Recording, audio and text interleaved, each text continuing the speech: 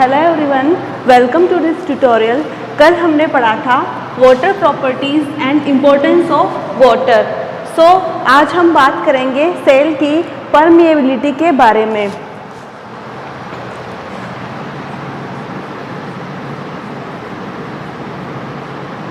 Permeability means cell की पारगम्यता। किसी भी सेल से अगर कोई विलायक या वाटर मॉलिक्यूल्स उससे होकर गुजरते हैं तो वह सेल उसके लिए परमिएबल होती है।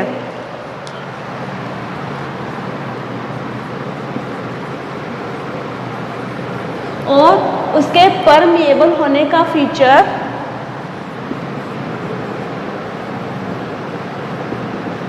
परमिएबिलिटी कहलाती है। परमिएबिलिटी के बेस पर हम सेल मेम्ब्रेन्स को कई भागों में डिवाइड कर सकते हैं, जैसे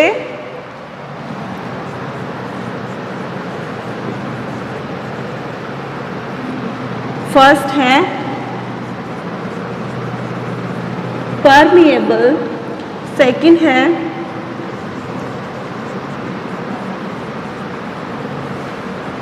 सेमी परमिएबल, थर्ड है selective permeable and fourth one is impermeable. So सबसे पहले हम टाइप फर्स्ट की बात करेंगे, परमिएबल। परमिएबल ऐसी मेम्ब्रेन्स होती हैं जिनसे विलेय एंड विलायक दोनों आसानी से गुजर सकते हैं, वह मेम्ब्रेन परमिएबल मेम्ब्रेन कहलाती है। उसके अलावा सेकंड टाइप है semi permeable membrane. It means इससे ओनली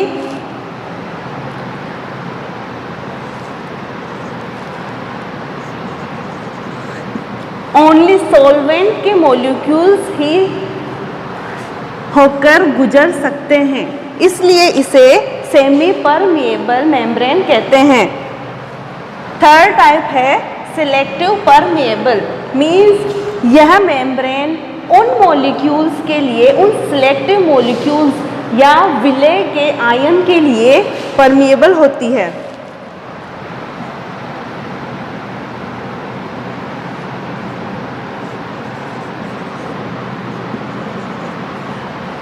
सिलेक्टिव परमिएबल मेम्ब्रेन यह ओनली विलेय के मीन्स सोल्यूट आयंस के लिए ही परमिएबल होती है, इसलिए इसे सिलेक्टिव परमिएबल आयन मेम्ब्रेन भी कहते हैं। इससे कुछ विशेष प्रकार के सिलेक्टिव मॉलिक्यूल्स ही गुजर पाते हैं। एंड फोर्थ टाइप है इम्परमिएबल मेम्ब्रेन। इम्परमिएबल मेम्ब्रेन वह मेम्ब्रेन होती है जिसके अंतर्गत ना तो सोल्यूट मीन्स विलेय और ना ही सॉल्वेंट विलायक दोनों के ही अणु होकर नहीं गुजरते हैं। मीन्स ये इम्परमिएबल होती है सभी प्रकार के आयनों के लिए। इसका एग्जाम्पल है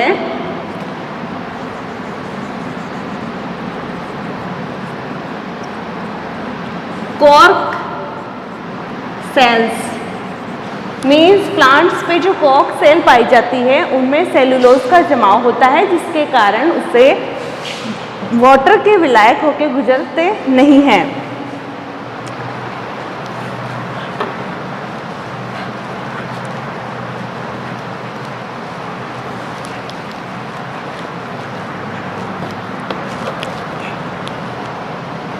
अब किसी भी सेल की परमिएबिलिटी के बाद में हम उसमें होने वाले विभिन्न प्रकार की क्रियाओं के बारे में बात करेंगे, जिसमें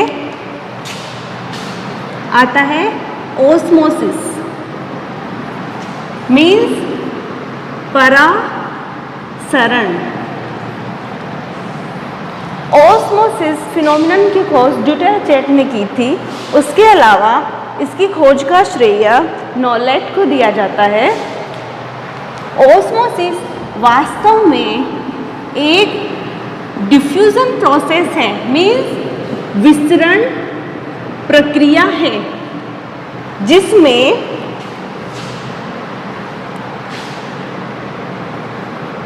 विलायक या H2O मॉलिक्यूल्स हायर कंसंट्रेशन से लोअर कंसंट्रेशन की तरफ गमन करते हैं, जिसे ऑस्मोसिस कहते हैं।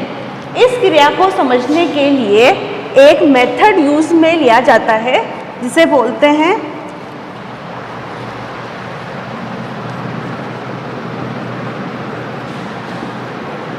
Thistle funnel method.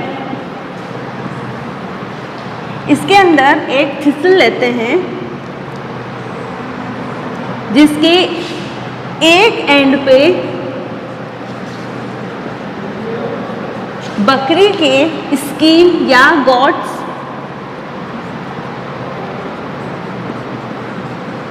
ब्लैडर को बांध दिया जाता है तथा इसमें शुगर सॉल्यूशन भर के इसको एक पानी से भरे बीकर में रख दिया जाता है तथा टाइम नोट कर लिया जाता है। उसके अलावा शुगर सॉल्यूशन का लेवल देख लिया जाता है। थोड़े टाइम पश्चात इसमें कुछ चेंजेस देखने को मिलते हैं।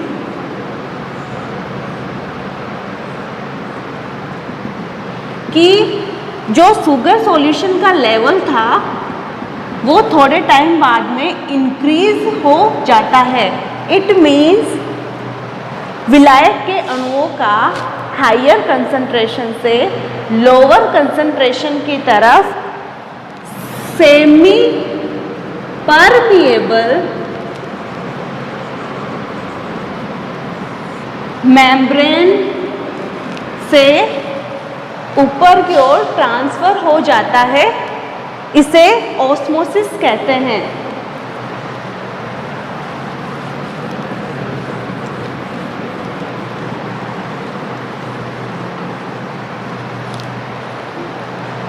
ऑस्मोसिस दो प्रकार का होता है, एंडो ऑस्मोसिस और एक्सोस्मोसिस। मीन्स अंतः परासरण एवं बाह्य परासरण। इसे समझने के लिए हम दो आलू लेंगे। उस आलू की जो बाहर की पील है उसको नाइफ की सहायता से हटा देते हैं। उसके बाद में उस आलू के अंदर एक केविटी बना देते हैं।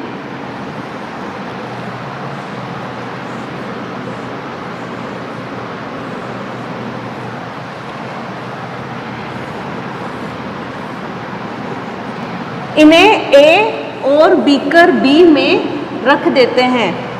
ए बीकर में वाटर तथा बी बीकर में शुगर सॉल्यूशन भर देते हैं।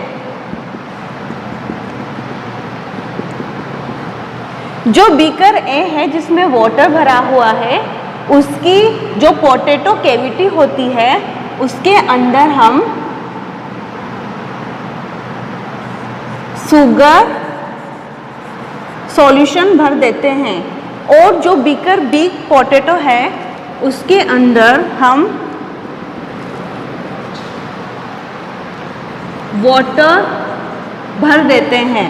अब उसके इनिशियल जो पॉइंट होता है उसको नोट कर लेते हैं।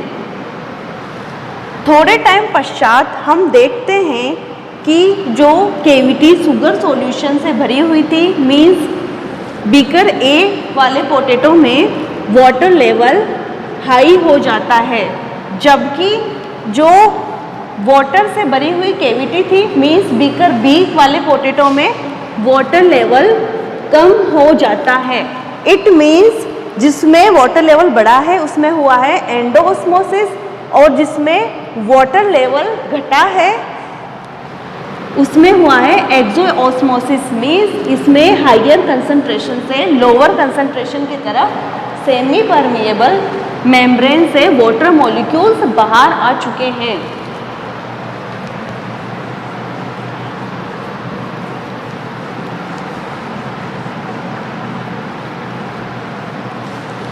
कंसंट्रेशन के बेस पर सॉल्यूशन कई टाइप के होते हैं। फर्स्ट है आइसोटोनिक, सेकंड है hypotonic and third one is hypertonic. इन सभी को मैं समझाने के लिए डायग्राम्स यूज लूंगी ताकि आपको इजीली समझ में आ जाए। Let's imagine that there are 3 beakers.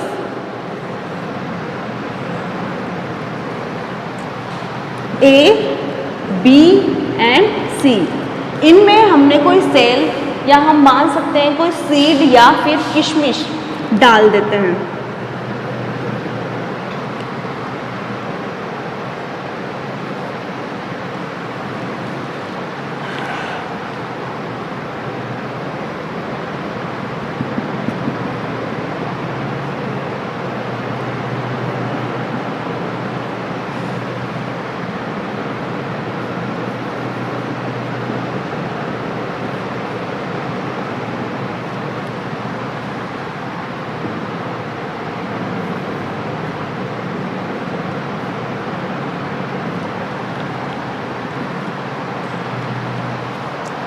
Isotonic solution way solution होते हैं जिनमें विलेय तथा सेल के अंदर आइसोटोनिक सॉल्यूशंस वे सॉल्यूशन होते हैं जिनमें विलायक तथा सेल के अंदर उपस्थित विलेय दोनों की कंसंट्रेशन समान होती है। मीन्स इनमें साम्य अवस्था बराबर होती है, मतलब ये सॉल्यूशन साम्य अवस्था में होते हैं। मीन्स विलेय और विलाय की कंसंट्रेशन सेम होती है, इसलिए इन्हें आइसोटोनिक सॉल्यूशंस कहते हैं। हाइपरटोनिक सॉल्यूशंस वे सॉल्यूशंस होते हैं जिनमें विलायक की सांद्रता सेल में उपस्थित विलेय की सांद्रता से अधिक होती है, इसलिए इन्हें हाइपरटोनिक सॉल्यूशंस कहते हैं। और हाइपोटोनिक सॉल्यूशंस वे होते हैं जिनमें सेल के बाहर विलेय की सांद्रता कम तथा तुलनात्मक रूप से सेल के अंदर की कंसंट्रेशन हाई होती है, जिन्हें हाइपोटोनिक सॉल्यूशंस कहते हैं।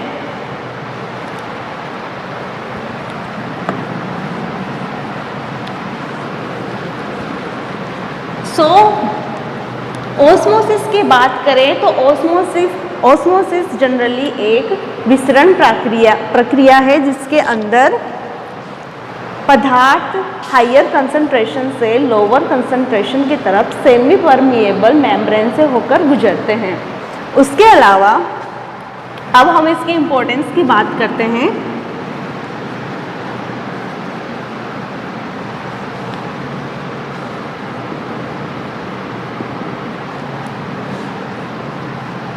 तो ये फर्स्ट प्लांट्स की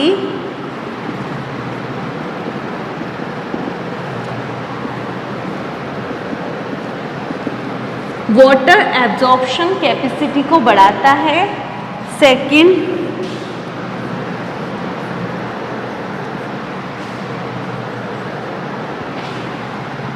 प्लांट सेल को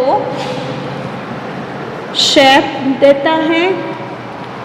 थर्ड, प्लांट को ड्रॉट या फ्रोस्ट मीन्स सूखा या जमाव की स्थिति आने पर बचाता है। फोर्थ है प्लांट लीव्स को टर्जिड मीन्स स्फीत मीन्स खिली हुई अवस्था में रखता है। उसके अलावा रूट्स से वाटर एब्जॉर्प्शन कैपेसिटी को इंक्रीज करता है।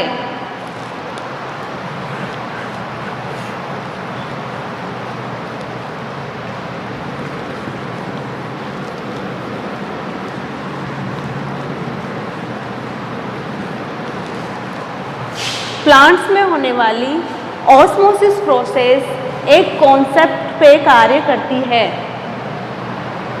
जिसे बोलते हैं कॉन्सेप्ट ऑफ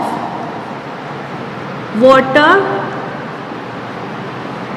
पोटेंशियल।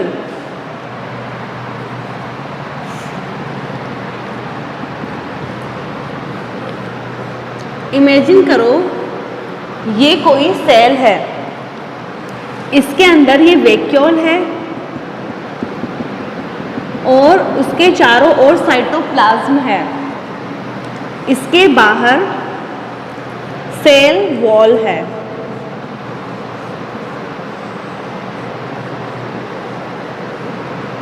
अगर हम इस सेल को वाटर से भरे हुए बीकर में ट्रांसफर करते हैं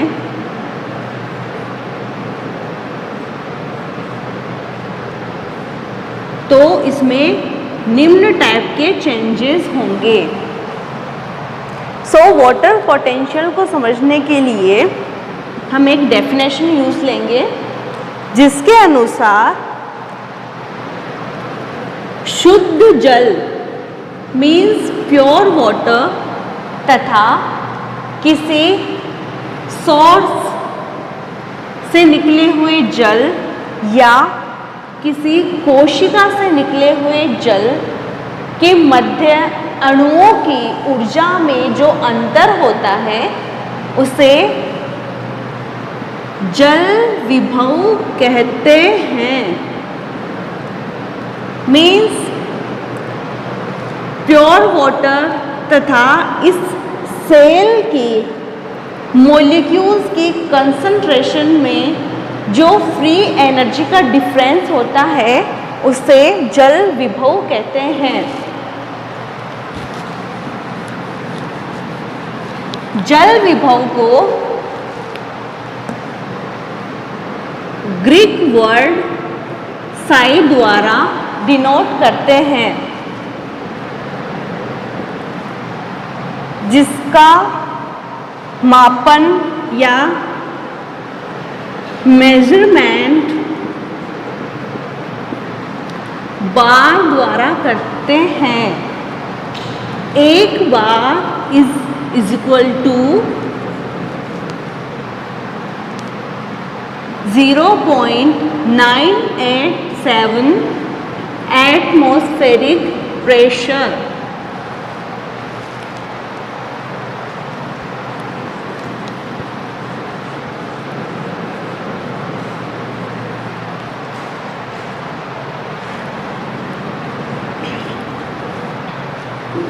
जैसे कि ये एक सेल है, इसके अंदर ये एक वैक्यूल है।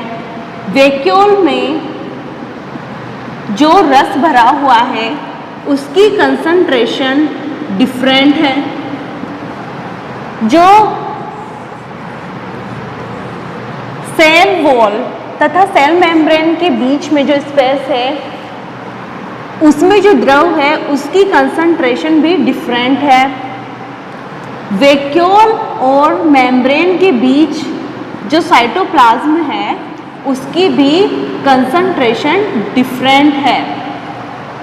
ठीक है, जब हम इस सेल को वाटर में ट्रांसफ़र करते हैं तो इसमें कई प्रकार के चेंजेस होते हैं और कई प्रकार के इंटरनल फैक्टर्स कार्य करते हैं।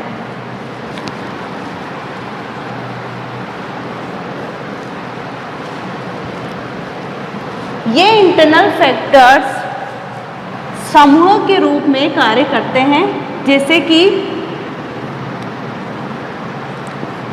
मैट्रिक विभव, सोल्यूट विभव और प्रेशर विभव।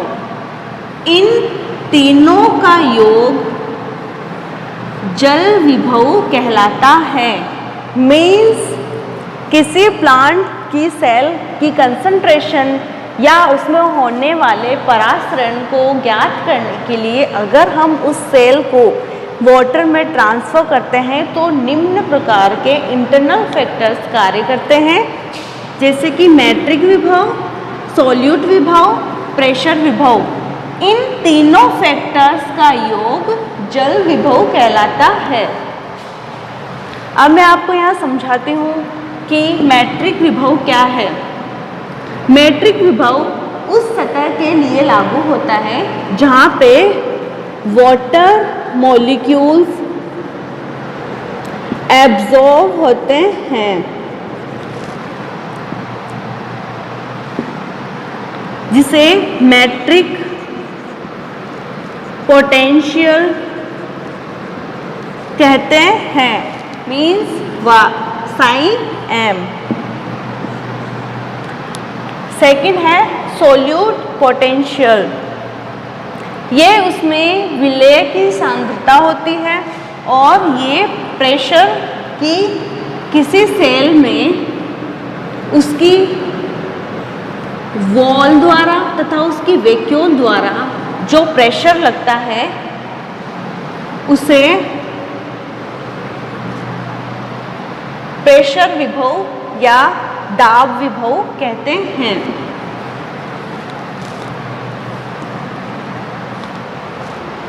इसका मान हमेशा नेगेटिव होता है और इसका मान हमेशा पॉजिटिव होता है।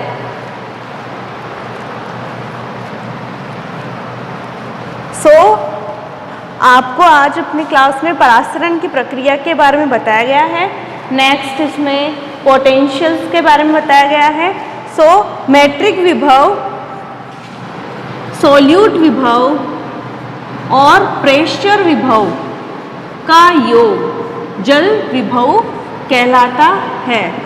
इसके आगे हम नेक्स्ट क्लास में बात करेंगे। Thank you.